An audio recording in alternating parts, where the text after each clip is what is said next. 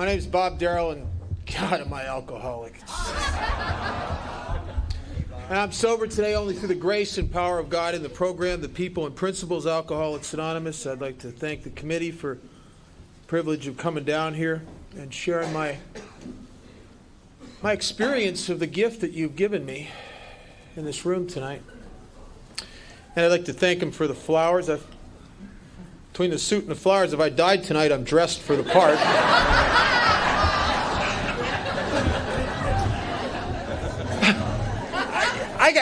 I got to get this out of my head because I can't start. What? Next year? Did I hear right? Next year, the spring fling is July. This year, it's February. Huh. If you were to have a midwinter conference, would you have it in August?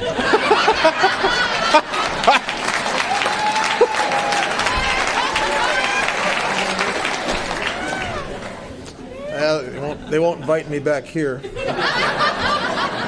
I'd like to welcome anybody that's new. I'm real glad you're here. You're in for a great weekend. There's a lot of great speakers here this weekend. Some of them I've heard several times, and they're great examples of Alcoholics Anonymous, not because they get up here and talk, but when they're not up here, they're trying to help new people, and they're doing the deal. There's a big difference. Anybody can run their mouth in Alcoholics Anonymous. It's what you do when you get down from the podium that really counts.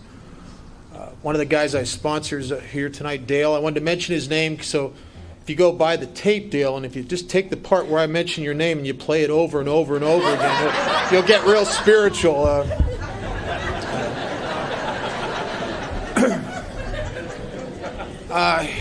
If you're new, I'm real glad you're here. I got to tell you, there's a lot of hope in Alcoholics Anonymous for very hopeless people. And I'm the alcoholic talks about in the big book. It says I'm the alcoholic of the hopeless variety.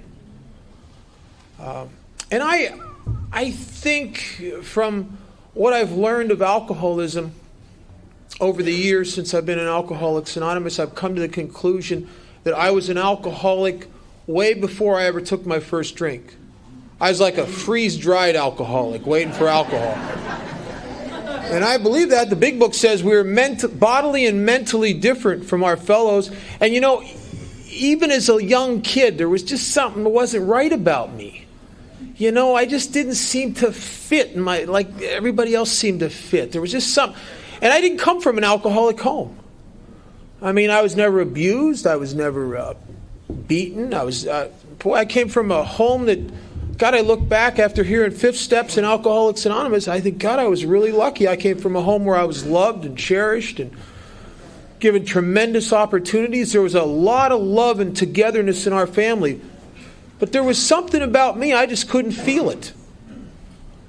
I think that I'm the guy they talk about in the big book when it says that at the root of my alcoholism, at the root of this spiritual sickness is selfishness and self-centeredness. And even as a very little kid, there was something wrong with me. Because I look back over my childhood, the only thing I can really remember is me. I mean, I remember all about me. I can't tell you too much about what happened to my mom and dad or my sister unless it had to do with me. But I remember all about me. My mother used to tell me when I was a kid, she says, Rob, you're full of yourself. And I didn't know what she meant until I got into AA, and I'm trying to work on the 3rd step, and it's, oh yeah, full of myself, yeah. When I was about, 3 or 4 years old, on a Sunday afternoon, I went with my folks one day. We used to go everywhere together. We used to go to historical places, and we were just a neat family. And one Sunday afternoon, I was going with my folks to this farmer's market, and my dad was excited because he wanted to go in there and buy this horseradish that he'd read about in the paper, and it had won all these awards for being the hottest, spiciest horseradish around. My dad liked that kind of thing. And we're going into this farmer's market, and I'm hearing him brag to my mom about how great this horseradish is. And he goes in and he gets some of it. We're going out to the car, and I'm tagging along. I says, Papa, can I have some? And he says, oh, no, Rob, you can't. It's too strong. It's too powerful. It's only for adults. Well, I'm the kind of guy that I may not really want something until you tell me I can't have it. Then I just really got to have it. I'm just that way. To this day, I can't make it past a do not touch wet paint sign without going like this. You know? I don't know what it is about me. It's just my nature. And I couldn't get it out of my mind that I can't have this horseradish. And I waited till my folks weren't around, and I snuck in the kitchen, got the refrigerator open, got that jar of horseradish out, got a big spoon. I remember sitting on the floor of the kitchen. I took the lid off that horseradish, stuck that spoon in there, put it in my mouth. I think I saw God. I'm not sure.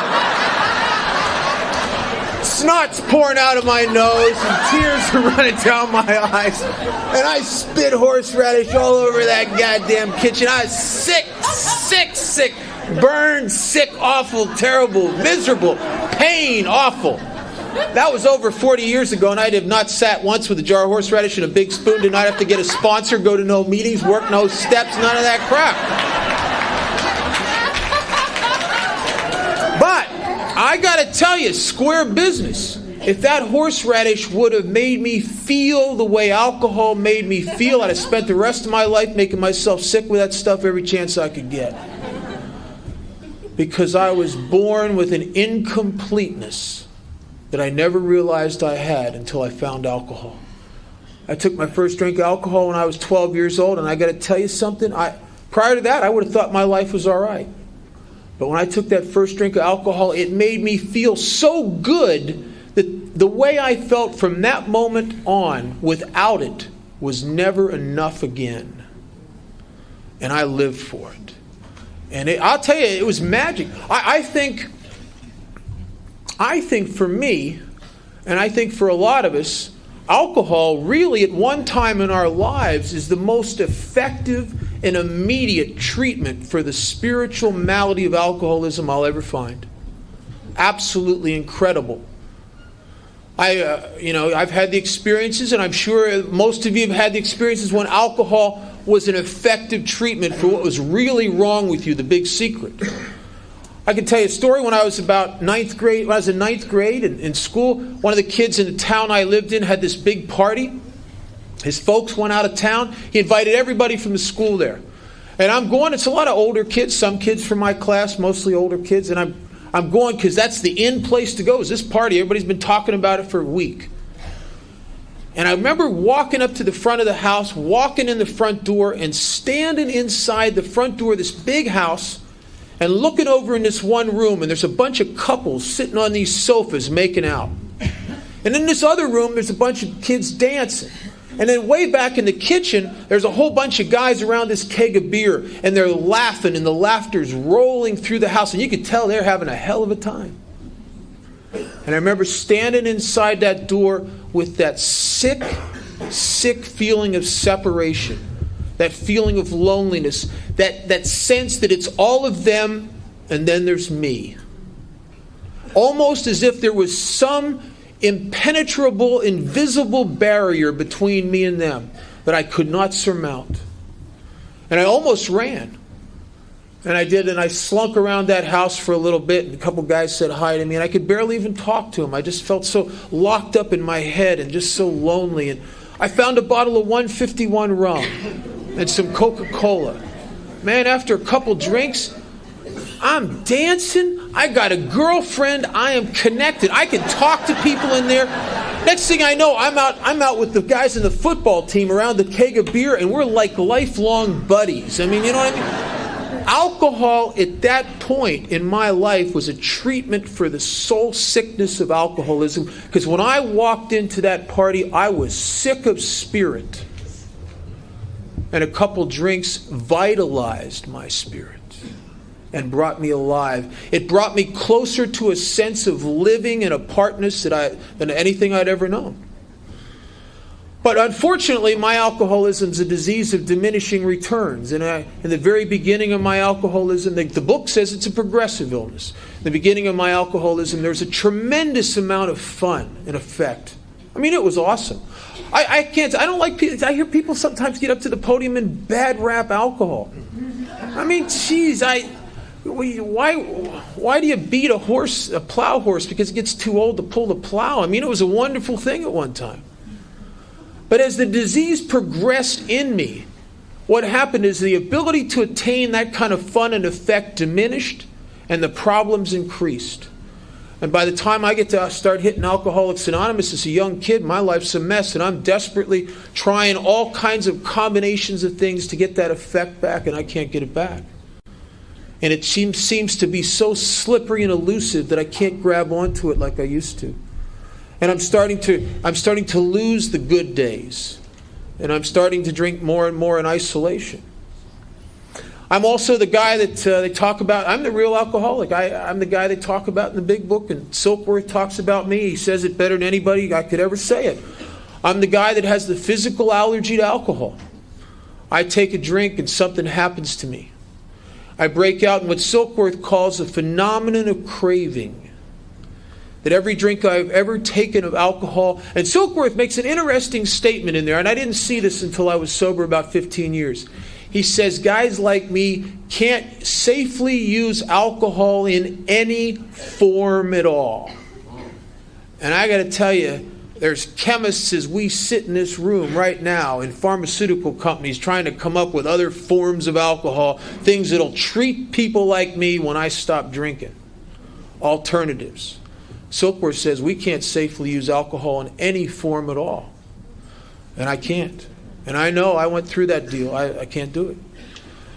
But I'm also, this phenomenon of craving is such a bizarre deal. You know, I started hitting meetings of Alcoholics Anonymous. My first meeting of AA, I wasn't even old enough to drink. I was in an institution. The people that ran the place made me go to this AA meeting. And they knew something about me I didn't know. They could see the alcoholism in me where I couldn't see it. And I started going to these AA meetings, and I'd start hearing people talking about the phenomenon, the craving in the first couple years I was around here. And I didn't get it. I don't have a craving. I mean, I drink and I get drunk, yeah. But so do everybody I know. Everybody I drink. I know drinks like that. See, Silkworth also says to us, our alcoholic life seems the only normal one. And the odd thing, you know, I'd seen the movies, The Days of Wine and Roses and The Lost Weekend, and I couldn't see that I drank and just clawed the walls for a drink, got a craving. I didn't get that. But you know, the funny thing about a craving is you don't realize you have it until it's interrupted. Everybody in this room tonight, you're not aware of it, but you're in the grip of a craving right at this moment. And you don't know you're in the grip of it because it's not interrupted. But that's the craving to breathe air. If somebody would slip up behind you right now and stick a plastic bag over your head, you'd instantly realize you have a craving to breathe air because the craving would be interrupted. As long as I could satisfy the craving to drink, I never knew I had it. That's why it was so hard for me to see that I had this phenomenon of craving, because I always protected myself from situations where I could only get 2 drinks or 3 drinks and they couldn't get any more. I would never do that. And I'm sitting in a meeting of Alcoholics Anonymous in the years I'm in and out, between 71 and 78, and I'm sitting in this meeting listening to a woman share her experience, and all of a sudden a light goes on. And I remember something that had happened to me when I was about 18 years old. Now you got to understand, when I was 18 years old, in my mind, there is absolutely no way I could possibly be an alcoholic. I'm going through my long-haired, better living through chemistry phase of my alcoholism, right? But alcoholism doesn't care how long my hair is, you know. If you're an alcoholic, you're an alcoholic, whether you believe you are or not. And I was an alcoholic. And I'm dating this gal, and she invites me over to her parents' house for dinner. And she wants me to meet her mom and dad. It's going to be one of those all-night sit there with the family kind of deals. You know, I just kind of hate stuff like that. Because I'm always self-conscious anyway. But I go, and I'm trying to be a good guy. And we get to the dinner table, and they bring out this bottle of wine. Now, I'm not talking about a big bottle of wine. I'm talking about a little bottle of wine. And they bring out this bottle of wine. They start pouring glasses of wine, and I drink quickly. I've always drank quickly. I don't know if evaporation is a childhood issue for me or not. I don't know. But I always drank quickly, and I always drank with a sense of urgency. And because I drink like that, I've killed 2 glasses of wine. They're still sipping on their first glass, and the bottle's dead. And I'm sitting there. I got 2 glasses of wine in me. I don't know anything about alcoholism or phenomenon of craving or none of that crap. I'm sitting there with 2 glasses of wine in me, and I want another glass of wine. And I said to him, I said, boy, that really was good wine. They said, well, do you have any more? They said, no, Bob, we don't. They went on to talking, and I'm sitting there. And I'm beside myself. I'm beside the group. There's a whole group all of a sudden in here trying to figure out what's wrong. And it's, you know how you talk to yourself in your head? It's getting panicky in here. And I don't know what to do. I don't know what's going on. I don't understand what's happening to me. I feel awful. I want to get out of there. I don't know I'm just crazy. I finally blurted out, sure like beer. They said, Bob, we don't have any beer. We're sorry. The next time you come over, we'll get you a 6-pack, anything you want. And they went back to talking about Vietnam and sports and all this crap. And I got 2 glasses of wine in me, and I'm sitting at this dinner table, and I'm stuck there for the rest of the night. And I think I'm going to lose my goddamn mind. And I don't know what's wrong with me. And I don't know what to do. I excuse myself. I go to the bathroom. I lock the door like a crazed maniac. I go through the cabinets in there. Found a bottle of cough medicine, 35% alcohol, codeine, and terpenhydrate, which is a plus. Sat on the edge of the bathtub, chugged that bottle of cough medicine, and instantly developed what it talks about in our 12 concepts. Singleness of purpose. All of a sudden, all the voices in my head are focused. They're just all, it's like the whole committee just got on the same page at the same time, you know? And we're going to get out of there. And I went back out to the dinner table, and I had this plan my head came up with about this thing I forgot to take care of that was real important. I was real nice. I said, God, I'm so sorry. I forgot it's late. I forgot I was supposed to be over there and take care of this. And they said, well, we're sorry. You have to go and come back and do this again. Yes, we will. And I got out of there. I got in my car, and I drove like a gentleman, 20, 25 miles an hour down to the end of their street, turned the corner, and like a maniac drove 70, 80 miles an hour to get to a friend of mine's house who had an open bar in his basement because I had 2 glasses of wine. Now, I was the only person at that dinner table that was alcoholic. There's other people who have been alcoholic. We'd all been in that goddamn bathroom looking through those cabinets. But something happens to me that doesn't happen to normal people when I drink. And it never, ever will. Silkworth says that this phenomenon of craving differentiates us and sets us apart as a distinct entity. The average temperate drinker never, ever experiences that thing that happens to me when I have 1 or 2 drinks. And I didn't understand that. I came into Alcoholics Anonymous in 1978, and I had been bludgeoned by the pain of my own experience into knowing that I was one of those people. I couldn't have put it into words. I hadn't read the book. I couldn't have said phenomenon of craving. I couldn't have said physical allergy. But I knew that I was one of those people that when I take a drink, something happens to me and I can't stop. I knew that. I knew that because all the false, vain attempts to try not to do that, I could never not do that. There's a test in the big book. If you're not sure if you're an alcoholic, there's a test in chapter 3. It says, if you don't think you're an alcoholic, go over to the nearest bar and try some controlled drinking. Try to drink and stop abruptly. Well, that's not a good test for a guy like me. I'll tell you why. I would go to the bar, on the intention, I'm going to have 2 drinks, stop, that's it, show you I'm not an alcoholic. After about the first halfway through the second drink, it would become real apparent to me that this is not a good test day. It's a good test. It really is a good test, but this is not the day for the test. Because Joe just came in, and there she is. She's always there. I mean, and I would never take the test. Because something happens to me when I take 1 or 2 drinks that just changes, and it gets my own mind against me. See, my mind goes with it to defend it. And I have an incredible ability to rationalize and justify. There's a line in our book that says the alcoholic's problem lies mainly in his mind. This is the only disease I know of that if you have it, it uses your mind against you. And the problem with that for a guy like me is that when I'm scared and I'm threatened and I feel less than and I'm having a bad time at life, the first thing I want to do is think. I just go up, I retreat up into this like control center up here where I feel safe and protected, where I can kind of run the universe. And it's sort of like the bridge of the Enterprise, where I have these screens and I put up everything, the stuff they said to me yesterday, and then another screen projecting what I should say to them, and then what they would say to me, and then I got all my staff up there, the little committee running around. I got Mr. Spock, who's very logical, and, well, Bob, we should do this, and then they'll do that, and then I got Scotty, who always wants more power, and I got this guy like Bones that just goes around and he says, well, Spock, that's really great, but let's have a drink. Or it's always the one, it's all he wants, one drink. So if my problem's mainly in my mind, I am in a lot of trouble because I'm a deep thinker. And there's a lot of deep thinkers in Alcoholics Anonymous. I spend most of my life between my ears. No wonder most of my life I don't feel like I fit out here, because the truth is I'm not out here, I'm up here. No wonder life seems so distant and remote from me, because I'm internally focused, I'm self-absorbed. I'm self-centered, as the book would call it. Wrapped up in me. And that's a bad deal if you're an alcoholic of my type. Because I stop drinking and I just go right up in here.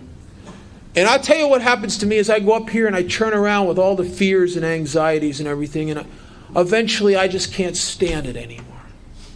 I just can't stand it.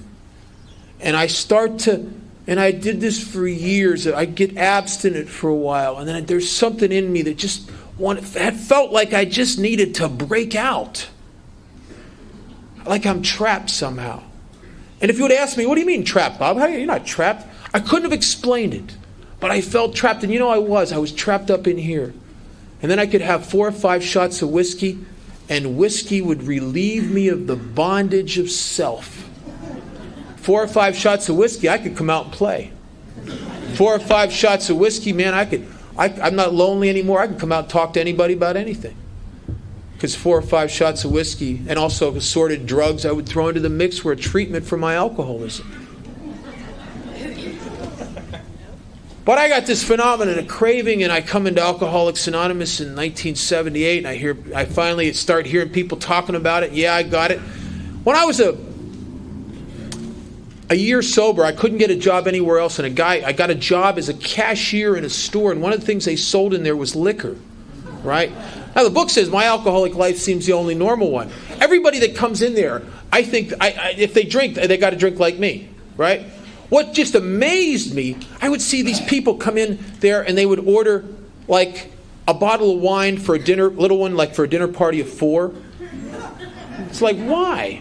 Or a 6-pack of beer for the weekend, I used to think, did my sponsor put them in there to send them in there? And I started realizing that most people don't drink like us.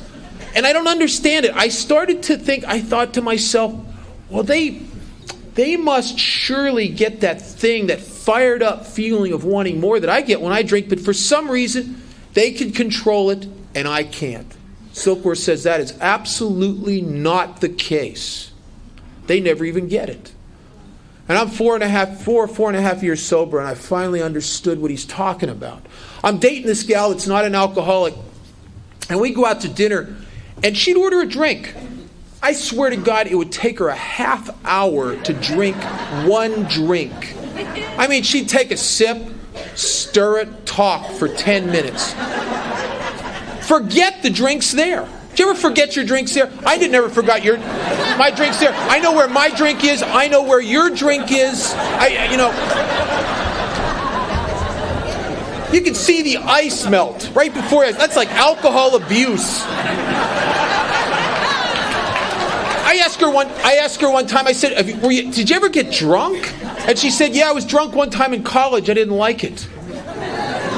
She told me a story that blew my mind. She said that she was at this party a couple months prior, and somebody had given her a marijuana cigarette from Thailand, and she took 2 hits off of it, and she was saving the rest for New Year's Eve, which is like 8 months off. Right?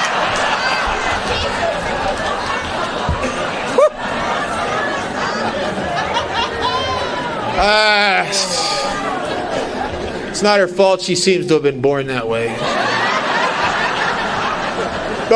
The whole time I knew her, I never saw her finish 2 drinks. I saw her several times order a second drink, and she would start to drink it, and she'd drink a half of it or a third of it or part of it, and she'd do the most crazy thing you've ever seen. She'd push it aside. She'd say, I don't want it anymore. I'm starting to feel it. It'd be easier for me to have sex and after 2 strokes say, I don't want any more of that. I'm starting to feel it. Than it would be to do that with 2 drinks of alcohol.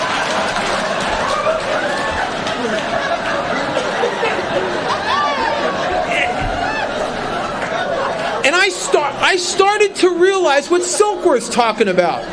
You see, my friend, when she pushed the second drink aside, she's not trying to prove a point to me. We can all do that. You know, when your girlfriend or boyfriend's on your case about your drinking, or your boss is on your case, or your folks is on your case, or your friends are on your case about your drinking, on a rare occasions, we can go out with them and have 2 to show them. Can't do it a lot, takes an extreme effort of will, and usually we got to go get lit up later on that day.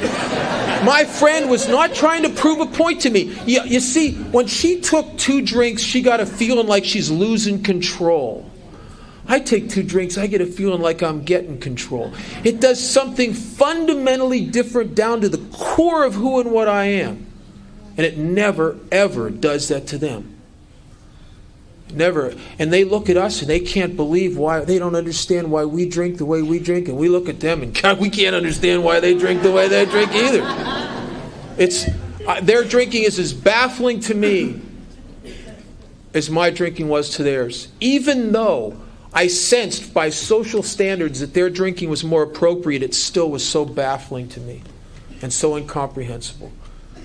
I have never, ever had a social drink in my life. I have never once had the experience that social drinkers have on a regular basis. If Al-Anons probably have this all the time.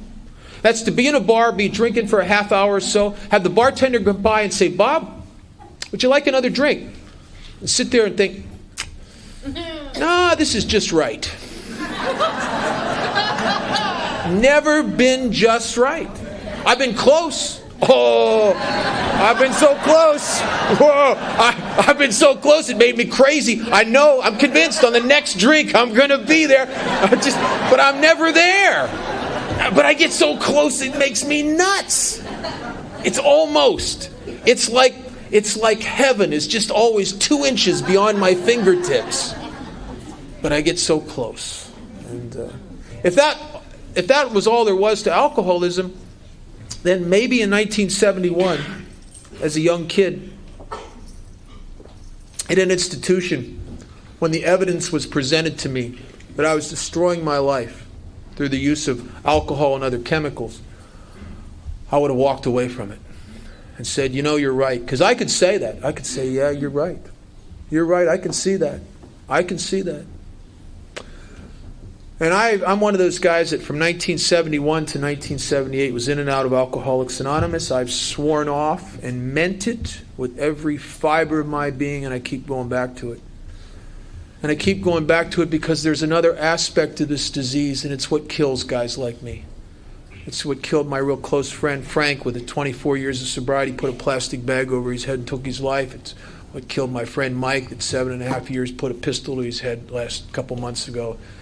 It's what kills a lot of us. Silkworth says that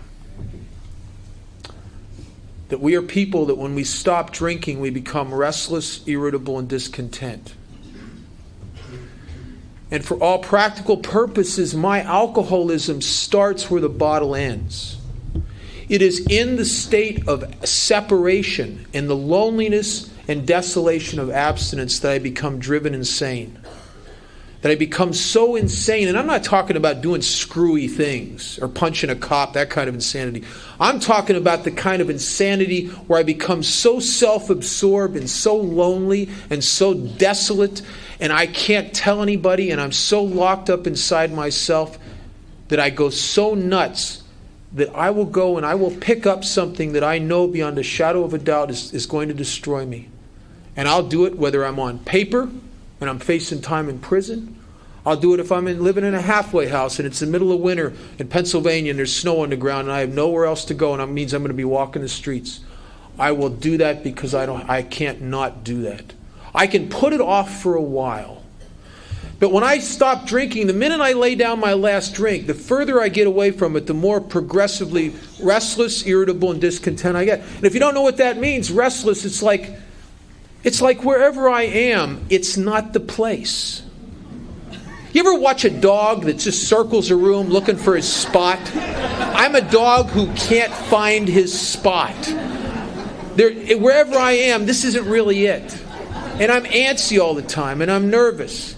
I mean, I think I was that ADD before it came out.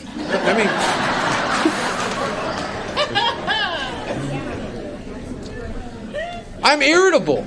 You take alcohol out of me, away from me, and you don't medicate me, and life just kind of rubs me the wrong way.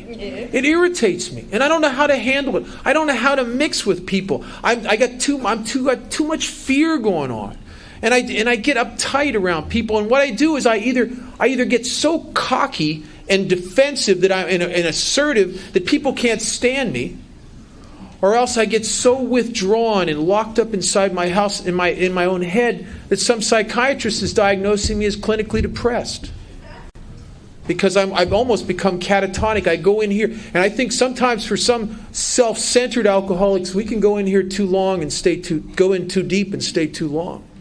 And it's hard to come out. And then the last thing that Silkworth says is discontent. And I think alcoholism is a disease of chronic malcontent. I got to tell you that my whole life, and I'm sad to say this, and I think this is one of the points that differentiates me from non-alcoholics, people who do not have the spiritual malady of alcoholism. My whole life, prior to the point in Alcoholics Anonymous where I started sponsoring other people and caring about them, prior to that, I cannot tell you one moment in my life where I ever felt that things were just right. Not once. Not once. There was always something missing.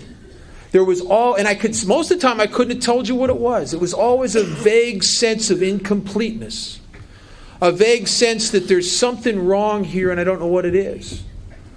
And if you're an alcoholic of my type and you have the spiritual malady that I got, alcoholics of my type develop the when I's. It's like, I'm not happy now, but when I get the promotion, when I get the relationship, when I get the whatever it is, and then I get those things, and then that's not it either. So there's another when I right behind that one.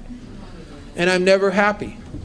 I think to have alcoholism like I have alcoholism it's like being doomed to walk through life with a stone in your shoe. But, it's a tiny stone. Just like a mild, vague irritant. And it's just like, it just gnaws at you a little bit. And you don't know, sometimes you don't even know where it's coming from. You take your shoe off and you brush it out and put it back on, and there it is again. It's back. And if you're like me, you start going to foot doctors and foot clinics. And you find a doctor to anesthetize your foot, and then the anesthetic wears off, and there it is again.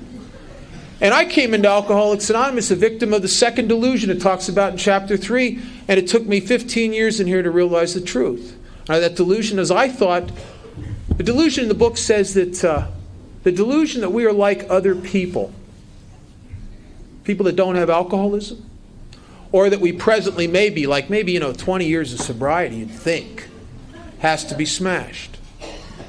I came in here with the delusion that maybe when I finally work the steps just right, or when I do that inventory and uncover the thing that I could never get at, or when I have that ultimate surrender, unlike the other 400, that all of a sudden I'd find myself in the place where the stone would be removed from my shoe once and for all to never return.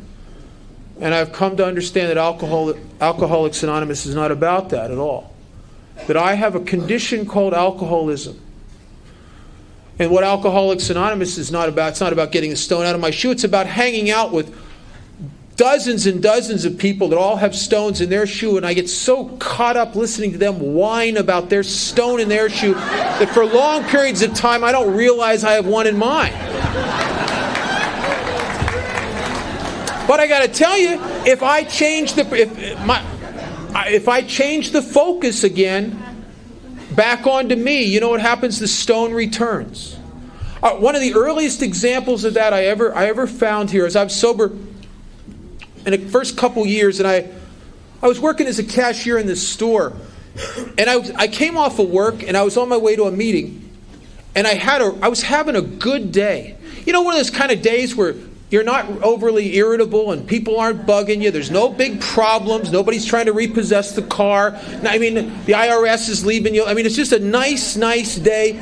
There's no problems. I feel good. I'm going to my meeting tonight. I feel a sense of being a part of AA. I walk into the meeting. The meeting's about to start. There's this guy, Wade, there. Wade comes up to me. He says, Bob, how are you doing? How are you really doing? The meeting started, and I sat there and I thought, God, what's he know? You know, I might be, God, I don't feel very good now that I think about it. I thought I was having a good day. I must be in that denial thing they talk about. God, that job I have that I thought was so wonderful, now that I can see the truth, they're taking advantage of me there. And I could look around Alcoholics Anonymous, and I can tell by your faces, you're all doing better than me. You know, you're all everybody's getting laid here except me. I mean, everybody's got great jobs. Everybody's making a lot of money. And I picture myself up. God, I'll probably be sober 30 years. I'll die alone in a rocking chair eating Alpo. You know, just. And what changed?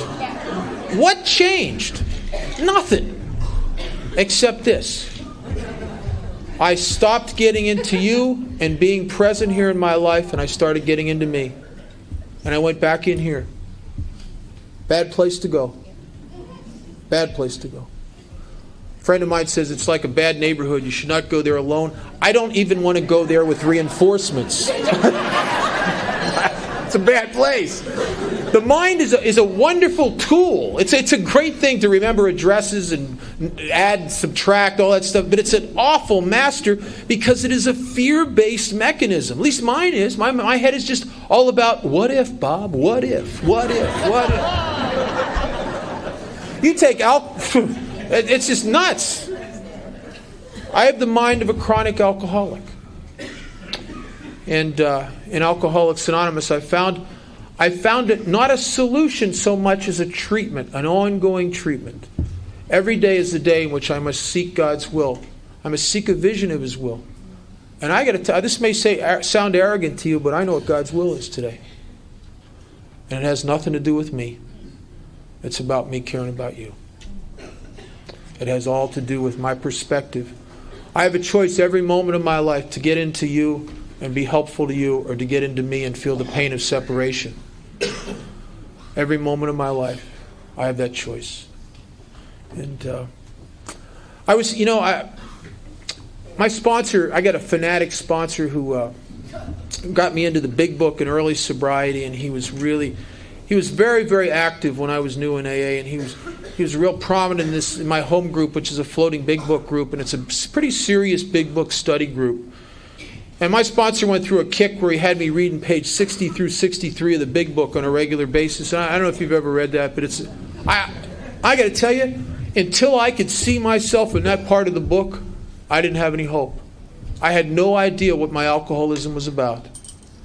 Up until that point, there was no steps to work because I had nothing to work the steps on, except alcohol. And the steps aren't designed to be worked on alcohol; they're designed to be worked on alcoholism.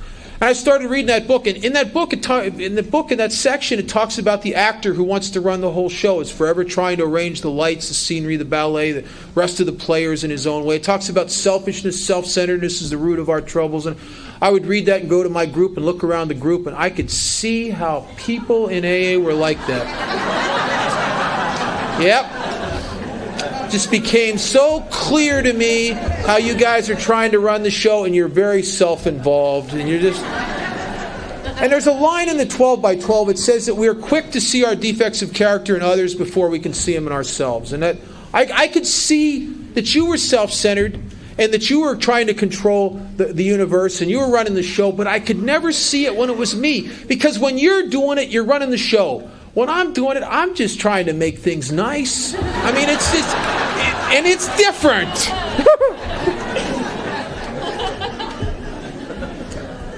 And I was having one of those kind of days when nothing. I used to have them a lot in early sobriety.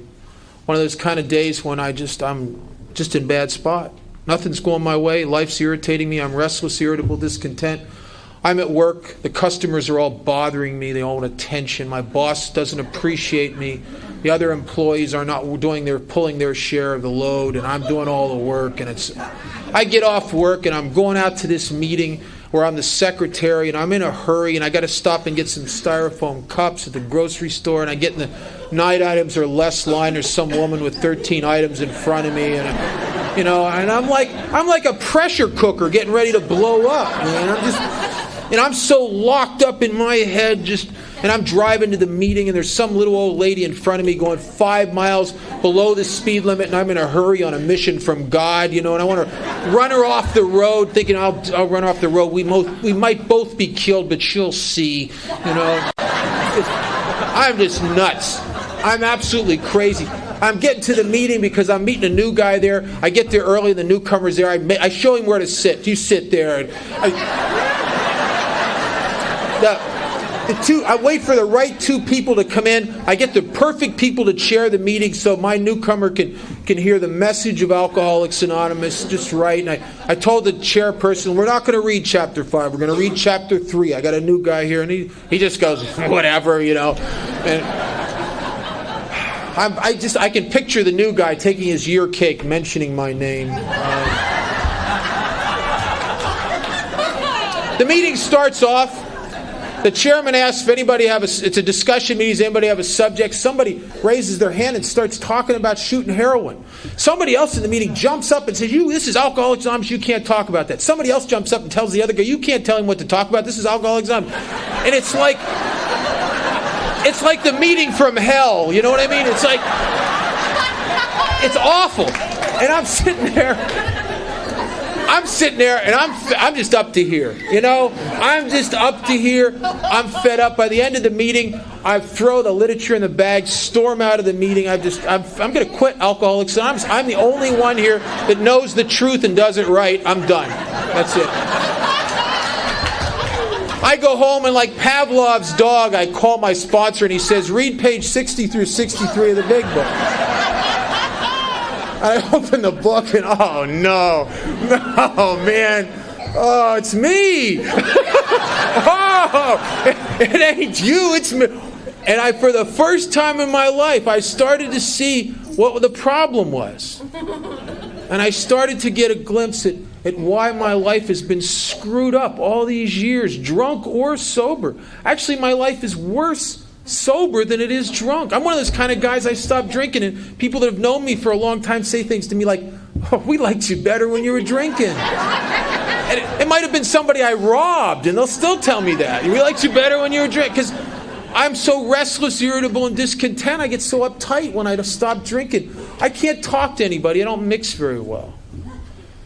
And I found in Alcoholics Anonymous, I found a treatment for what happens to a guy like me when I stop drinking. And I desperately, desperately needed that.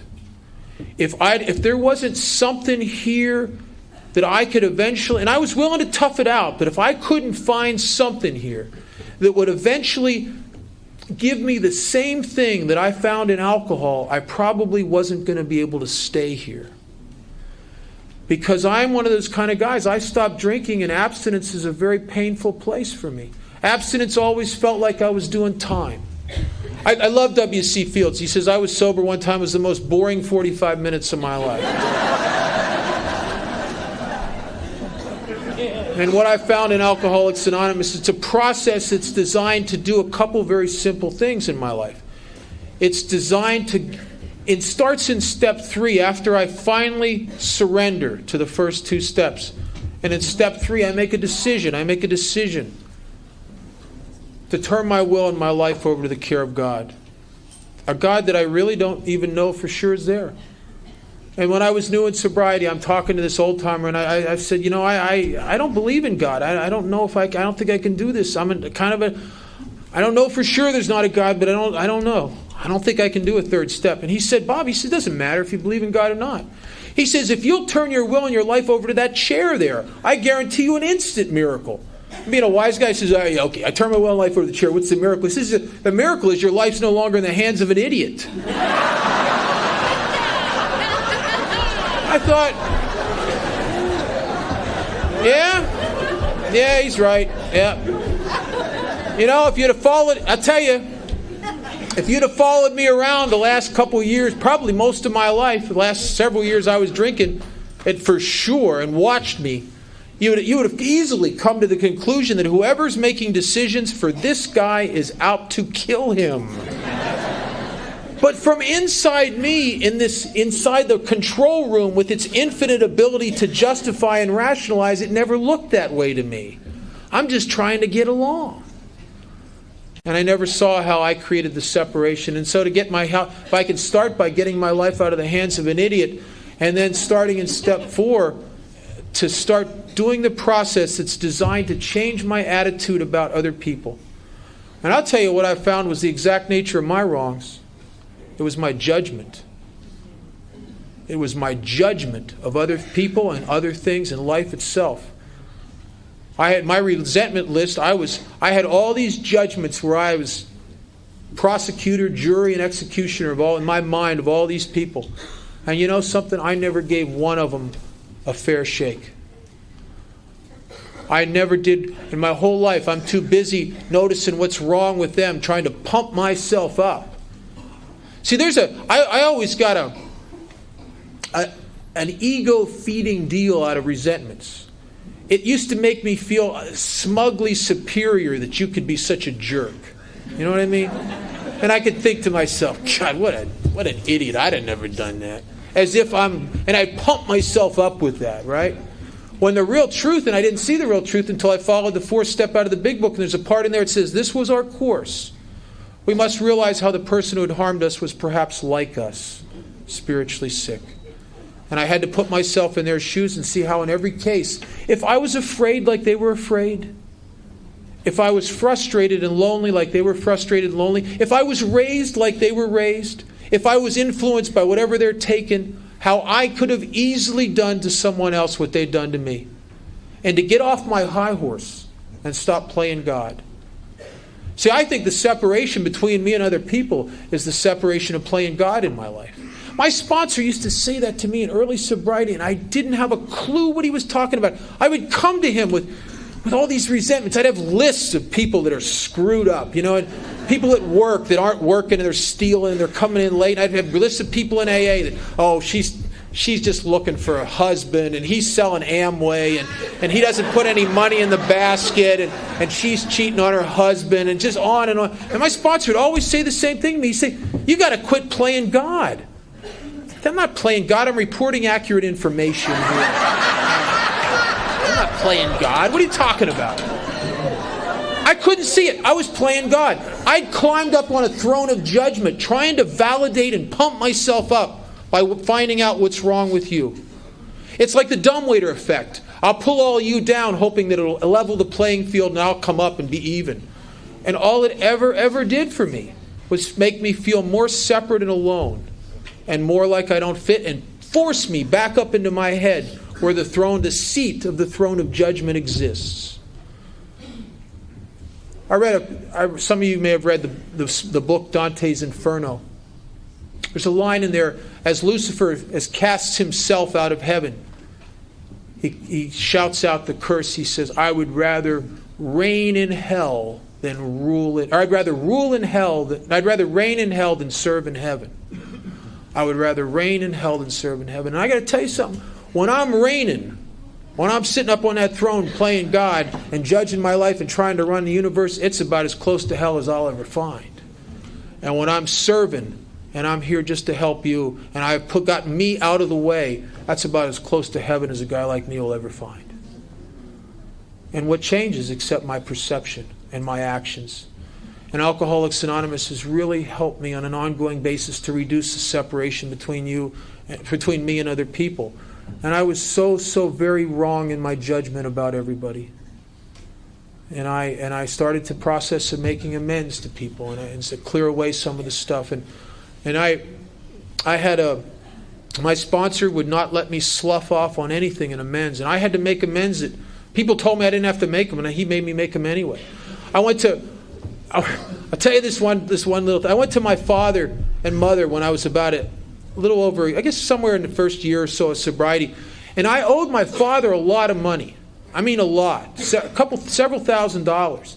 Now I'm only making $3 and something an hour. Right? That is a lot of money to pay back. And so I got my game plan. I'm sitting down in this coffee shop. They flew out from Pennsylvania. I'm sitting in this coffee shop the day before they return home. And I got my list of everything I owed him, all the money I borrowed off him over the years to pay rent, to stay out of jail, etc., etc., etc.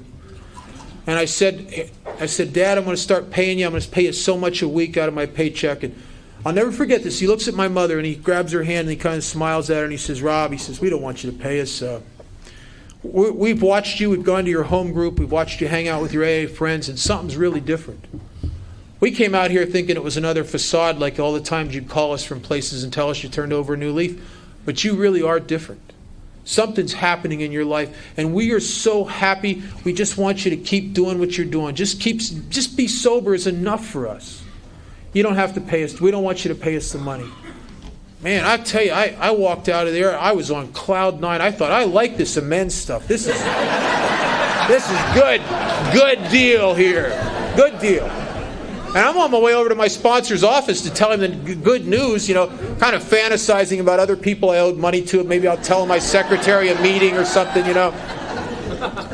I get over to my sponsor's office and I told him, I said, my dad, God, he says I don't have to pay him the money. It's really great. And my sponsor says, I don't care what your dad said. He said, this isn't his debt. This is yours. You got to pay him. Man, I'll tell you, if there's ever a time I wanted to change sponsors, it was right about then. So I don't know what to do. I don't have the money. If I send him a check for $25 or $20 a week or whatever the deal I could afford, it isn't going to mean anything to him. He's not going to cash it. And I didn't know what to do. And he says, you got to ask God to show you how to do it. He says in step 8 and 9, there's my business and there's God's business. It is my business to make the list. And ask for the willingness. It's God's business to provide the willingness. It's my business to make direct amends. It's God's business to make it possible. And he said, if you ask God, he will show you a way to do it. And the funniest thing, it just came to me one day. I'm at work and I'm running this cash register and there was some silver coins in the till. And my dad was obsessed with, he was a coin collector. That was his that was his alcohol, right? It was his big obsession. So I made a deal with my boss to start taking out all the silver coins and the old silver certificates and gold certificates and war nickels and all that stuff out of the register and put them aside, and at payday I would buy them out from the store and then I would save them up. And it took me over 4 years to save up at face value what I owed my father. And I was able to give it to him, and he wouldn't send it back. He couldn't send it back. It'd have been like a cocaine addict giving away a rock, My dad couldn't have done it. And I got to tell you something. About 6 months after I made that amends, and my dad and I were 100% even, my father died. And I was able to fly back to Pennsylvania and be there with my mother and sister and bury my father, and we were even. There was no unfinished business. And I know what it's like. When my grandparents died, we weren't even, and I lived with the ghosts. And if you've ever had somebody die and you're not even, you know about the ghosts. The ghosts of, man, I wish I would have told him I loved him. The ghosts of, with my grandfather, the ghosts of, God, I wish I would have somehow made it up to him for getting into his wife's Demerol the night before they buried her, and they found me with a needle in my arm, laying in a pool of blood on the morning they're burying his wife of 60-some years. I wish I could have made that up to him. I wish I would have thanked him for all the things he did for me when I was a kid. I wish I could have undid the hurt. I never could do that with my father. Or my grandfather. I was able to do that in Alcoholics Anonymous. The big book says, I got it right out of the book. It says some people can't be seen, so you write them an honest letter, and I was able to do that with my grandfather and put that to rest. But with my dad, when I buried him, there was no ghosts. We're even. And I'll tell you, and I never expected this to happen. One of the things my dad left me when he died was his coin collection. Square business. And I can't remember once through that whole process of saving that stuff ever thinking, oh boy, this is going to be mine. Now, I don't know if that thought might have went through my mind or not, but I can't remember ever focusing on that at all. I was focusing on clearing away the wreckage. I was buying the debt and owning it. I knew that I owned it. And I think sometimes for some of us, we sell our self-respect and our integrity down the toilet a nickel and a dime at a time, and sometimes we got to buy it back a nickel and a dime at a time. And the greatest amends I've had to make are the ones that take a long time, and that is hard for a guy like me. Because I want the instant gratification. I want to be able to write the big check and have him say, oh my God, Bob, you've really turned over a new leaf. What a nice guy you are. Pat me on the back. But to have to give him $20 a week or set it aside and save it, or there's not a lot of glory in that, but there's a lot of integrity. There's a lot of integrity. And I've gone through a lot of stuff in sobriety. I've been sober almost coming up on 21 and a half years, and I've been through everything I think a person can go through. I'd had to bury a lot of people that were very, very close to me, and went through a very painful divorce at 11 years sober. And if it wasn't for the 12 steps of Alcoholics Anonymous, as they're outlined in that book, you'd have a different speaker tonight. I don't think those steps are for what happened to me when I'm drinking. I think I need those. I think I do everything in Alcoholics Anonymous, and it's like forging a weapon. And I go in a day in and day out, I go to the detoxes. I listen to the 5 steps. I get down on my knees and pray. I do inventories. I talk to my sponsor. I get on committees. I do everything in Alcoholics Anonymous day in and day out for long, year after year, periods of time when it seems like, why am I doing this? Everything is fine here. And it's like I'm forging a weapon that one day I will need, that my very life will depend on. And I've had that happen to me 3 or 4 times since I've been sober. That if I had done anything less in sobriety than what I did, I would be a dead man. There's an epidemic that's been happening in our area, and I travel around the country a lot, and I notice also that it happens in a lot of other places. There's a lot of people in Alcoholics Anonymous that are sitting in the rooms of Alcoholics Anonymous at 10 and 15 years sober that are dying of untreated alcoholism. And some of them are committing suicide. And some of these people are people I've known and really cared about. And some of them are getting on pills, which is an alcohol in a different form. And eventually it leads a lot of them back to drinking. And I see something happening sometimes in AA that's frightening. You can come into Alcoholics Anonymous and when you're new, if you're like me, you're very desperate. And desperate people take desperate measures. But the bad news about Alcoholics Anonymous is if you do AA and you make AA the center of your life, what happens is you get relief from alcoholism. In the third tradition, the long form, it says membership should include all who suffer from alcoholism. Alcoholics Anonymous is designed to relieve the suffering of alcoholism once you stop drinking. The problem with when you reduce my suffering, sometimes you reduce my motivation. And what I see happen on a regular basis is I see guys come into AA in their first year of sobriety. Boy, they act like somebody who's really got alcoholism. I mean, they're calling their sponsor every day. They're going to 8 or 10 meetings a week. They're writing inventories. They're making amends. They're on committees. They're secretary meetings. They're going on 12-step calls. They're sticking their hand out to newcomers.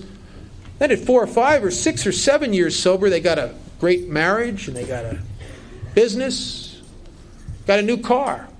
Got their first home. And they start getting a sense that, well, there's not really as much alcoholism here as there was a few years ago. Doesn't feel like it. And they start walking that walk into diminishing amounts of recovery.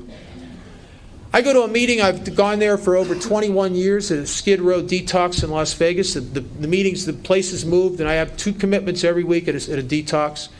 And I see something in Las Vegas that you may not see here in your groups. And what I see is I see the guys with 15 and 20 years and 25 years of sobriety that relapse. And the reason that you may not see those people in your groups is that they never get far enough back into AA to ever be part of a registered home group or be that connected. What happens is they end up in the meetings of Alcoholics Anonymous and St. Vincent's and West Care and the Salvation Army, and they go in that cycle. They just die until they eventually die on Skid Row. And I'm not talking about, bums here. I'm talking about guys that were sober 15 years that were attorneys. I'm talking about guys that were a guy that was the largest painting contractor in Las Vegas. I'm talking about people who were at one time were predominant members of society and sober, active members of Alcoholics Anonymous. And they got lulled by the fruits of their recovery into a false sense of okayness and stopped doing the deal. And if you're an alcoholic of my type, the minute I stop treating the disease of alcoholism, it's like lighting a fuse. And the problem is I don't know how long the fuse is. I don't know if it's a 3-year fuse. I don't know if it's a 5-year fuse, or I don't even know if it's a 3-week fuse. But when I stop treating the disease of alcoholism, I stop trusting in God, cleaning house, helping others. When I stop making this the center of my life, and the job or the big house or the trips to the Caribbean or the marriage or the business, anything else becomes the center of my life, I stop treating the disease of alcoholism. And I don't know when the fuse is going to get to the end. But I believe with everything in me, if I am the alcoholic that it talks about in the big book, that will happen to me. And I watch these people die on Skid Row, and I watch the people that relapse with years of sobriety, and I believe in a proposition that if I have the same disease that they have, what can happen to them could happen to me. I am not so arrogant to think that I'm bulletproof or it couldn't happen to me. It could happen to me. See, I've watched guys. I just had this conversation with a guy. Broke my heart. He's sober about 7.5 years, and he stopped going to meetings. He pops in once a month to show people his new car, that kind of deal, right? You know what I mean? And I said to him, why don't you go to meetings anymore? And he says, I'm too busy, man. I got this business over here, and I got this marriage, and I got the little league, and I got all this stuff. I said, well, that's great, but don't you understand? Alcoholism is unforgiving. Alcoholism doesn't care what you got going on in your life. It's like diabetes. Can a diabetic get too busy to do his insulin? It doesn't matter. He may be too busy to do his insulin. He's still going to die. Right? It doesn't make any difference. And he says, oh, no, I know I'm an alcoholic. I'm taking care of my recovery. I'm concentrating on not drinking.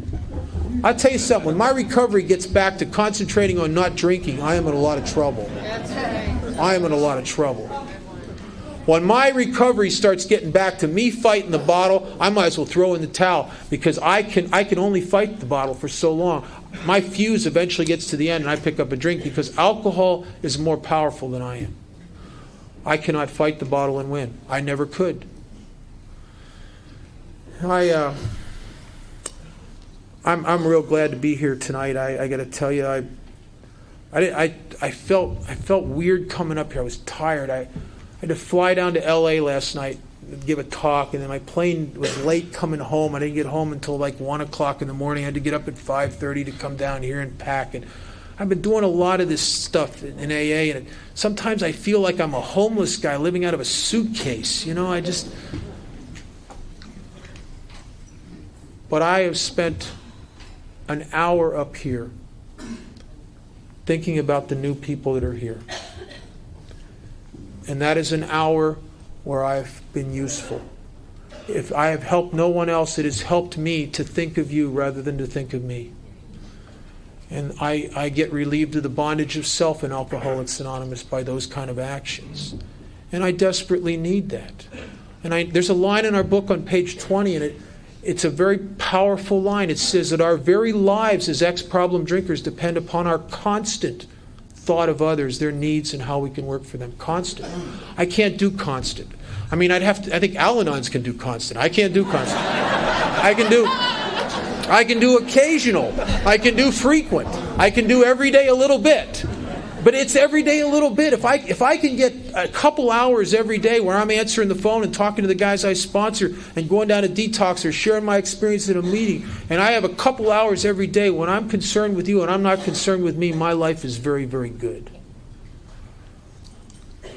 And if I stop doing that, it doesn't matter how much abundance I have in my life. And I have an abundant life. I also know what it's like to sit in a huge home on a hill with a brand new Jaguar and a Corvette and 2 Harley Davidsons in the garage and sit in there and die of alcoholism spiritually. I know what that feels like too. Because I'm wrapped up in me. And you are the answer. And I want to thank you for the bottom of my heart for my life. Thank you.